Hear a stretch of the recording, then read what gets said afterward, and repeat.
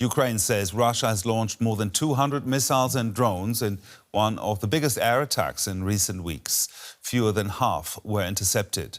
The strikes killed at least 3 people and injured more than 20 in the northeastern city of Kharkiv.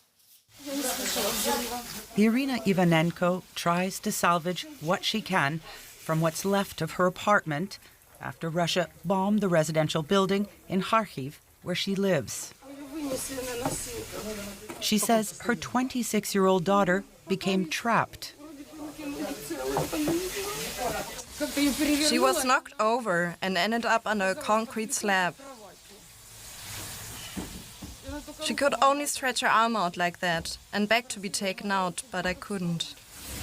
Rescuers did manage to reach her daughter in time. As she's taken to an ambulance, a journalist asks, "How are you feeling?" "Better than being under a concrete slab," she replies. Across the street, Aliana Lukianova is cleaning the broken glass from her shattered window.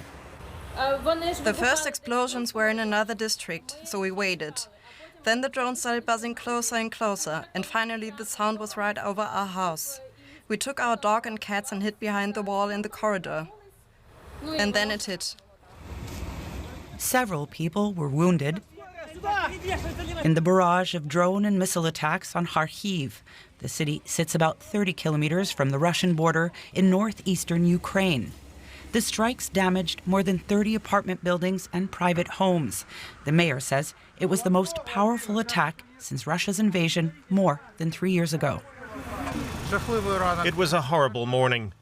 Kharkiv was hit by 48 drones, 4 guided bombs, and 2 missiles. Civilian infrastructure and residential buildings were hit. Ukraine has released new video footage of its surprise drone attack on military airfields deep inside Russia. The operation, codenamed Spiderweb, targeted bombers at several airbases last week. Moscow called it a terrorist attack by the Kyiv regime and vowed it would respond.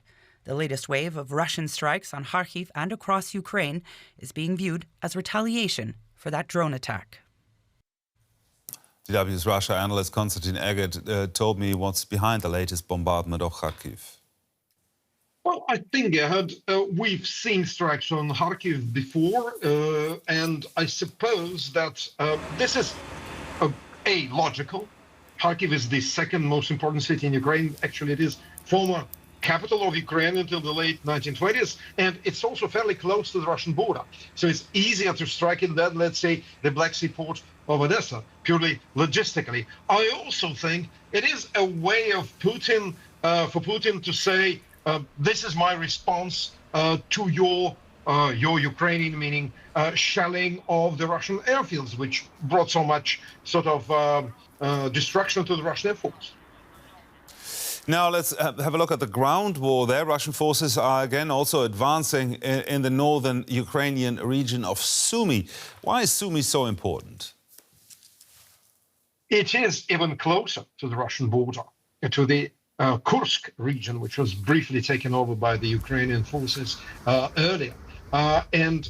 So it is fairly reachable, let's put it like that, this city. Also, if you look at the map, if you manage to occupy Sumy, then you create a very straight line of advance towards Kiev. And secondly, you start threatening the city of Kharkiv, which we mentioned, and you can also strike another important city of Poltava in down south. So it is strategically clear why Putin is trying to do it. He is trying to, the Russian forces are trying to secure a new bridgehead in the Ukrainian territory. Now, there was also a prisoner swap planned, but now that seems to be off the cards. Is either side genuinely ready to negotiate at this point? Well, we've seen that they did some prisoner swaps before, but I think that for the Kremlin now, the task from the point of view of the Russian regime is to show intransigence and to show fearlessness and total immorality in striking Ukrainian targets. And I think that kind of freezing any kind of exchanges with Ukraine, be it prisoner or be it exchange of bodies, is very much logically fitting into this pattern of vengeance, if you wish. DW's Russia analyst Konstantin Eggert there. Thank you very much, Konstantin. Thank you.